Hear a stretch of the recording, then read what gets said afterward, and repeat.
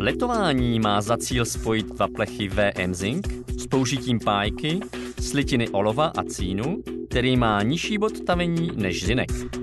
K provedení letování, běžně označovaném jako měkké pájení, budete potřebovat páječku Express, podložku Express se salmiakem, štětečkem a lahvičkou letovací vody, pájku neboli přídavný kov, pilník, rýsovadlo VM Zinc, letovací vodu, propanbutanovou bombu Express, kabel a redukční ventil, navlhčenou houbičku, suchý hadřík, plechy z řady VM Zinc.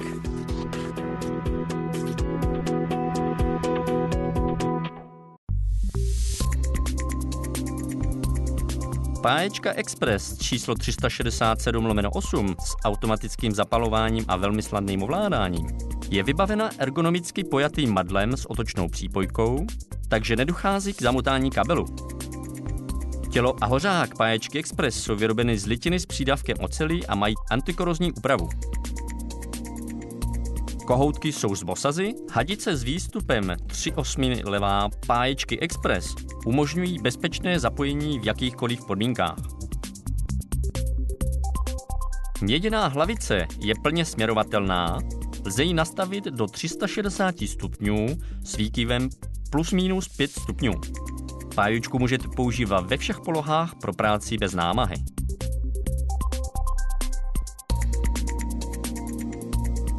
Pro dosahování optimálních výsledků pájení musíte hlavici Express udržovat maximálně čistou a věnovat jí náležitou údržbu.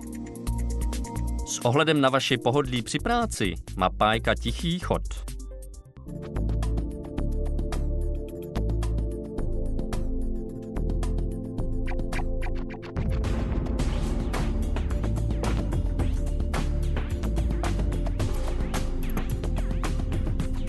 Označte risky překrytí na všech 3 plochách.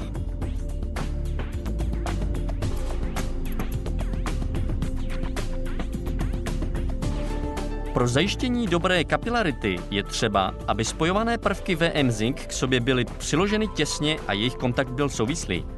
Očištěte kov až na přírodní zinek a otřete letovací vodou části, které přijdou do kontaktu na ploše asi 40 mm. V případě povrchové úpravy pigmento je nezbytné nejdřív setřít z plechu pigment přípravkem Decalac. Na ošetřené ploše by se měly objevit bublinky, které setřete suchým hadříkem. Očištění materiálu může být provedeno mechanicky. Pracujete-li s provedením VM Zinc Plus, je třeba nejprve mechanicky nebo chemicky odstranit ochrannou vrstvu ze spodní části vrchního plechu. Salmiak slouží očištění hrotu páječky Express. Cínová páječka neboli přídavný kov je tvořen s litinou olova a cínu. Bodování umožňuje spojit dva prvky se zajištěním dokonalé kapilarity. Pocínujte hrot vaší páječky Express. Potom opatrně naberte na hrot páječky trochu přídavného pájecího kovu a přeneste jej na požadované místo na prvcích VM Zinc. Nechte penetrovat a proveďte spoj. Udržujte tlak pomocí pájky až do vychladnutí přídavného kovu pro zajištění dokonalé kapilarity. Po provedení bodování může klempíř provést hladký spoj, který je určen k letování menších prvků, které nejsou vystaveny žádné zátěži. Kvalita sletovaného spojení záleží na kapilárním prostupu a na jeho přilnutí ke spojovaným plechům, nikoli na množství naneseného přídavného kovu. Pájení na měkko je provedeno správně, jestliže penetrace přídavného kovu dosahuje minimálně 10 mm při horizontálním spoji, minimálně 5 mm při vertikálním spoji.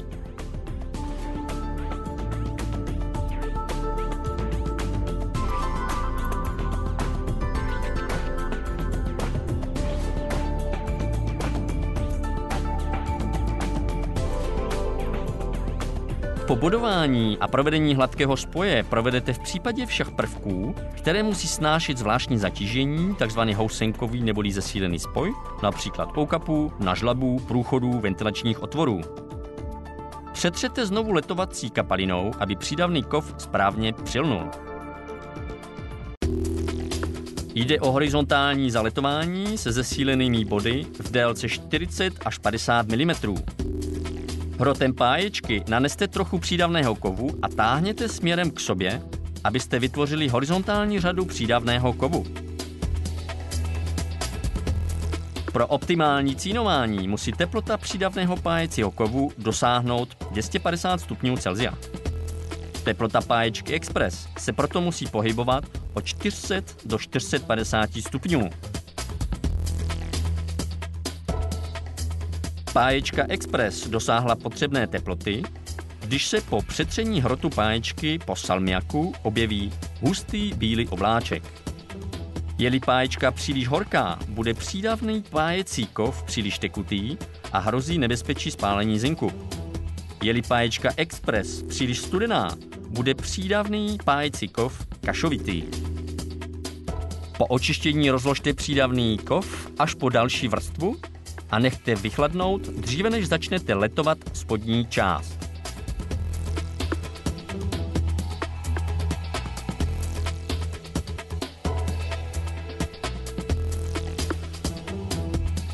Opakujte každých 15 až 20 mm.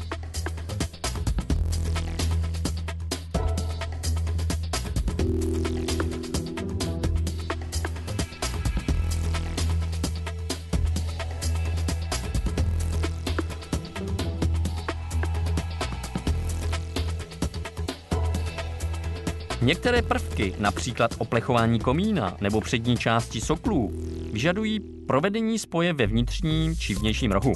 Můžete použít bezdrátovou páječku Express číslo 364. Je mobilní a praktická pro užití v exteriéru, lze s ní pracovat 45 až 70 minut.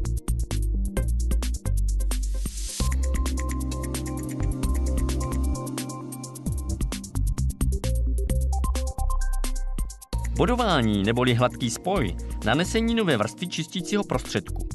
Klempíř nanáší přídavný kov ve vrstvách každých 5 až 10 mm.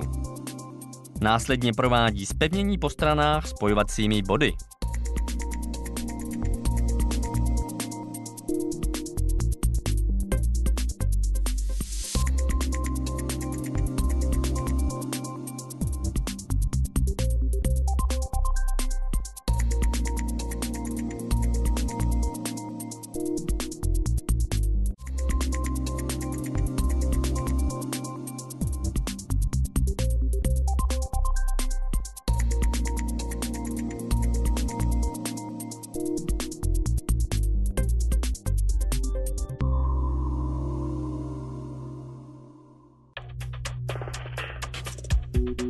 Při práci venku snižují teplotu páječky vítr a vlhkost, takže je obtížné dosáhnout teploty nezbytné pro provedení spoje. Řešením je zvýšit přívod plynu. Doporučujeme pracovat s hlavicí Turbo Express.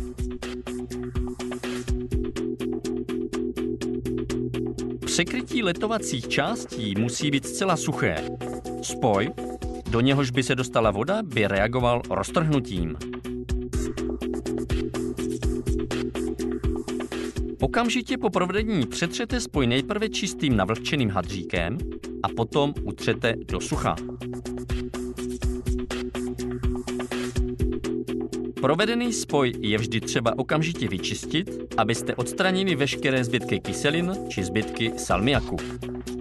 Používání letovací vody a čištění mají zásadní význam pro provedení kvalitního spoje. Očistěte hrot páječky, ukliďte pomůcky.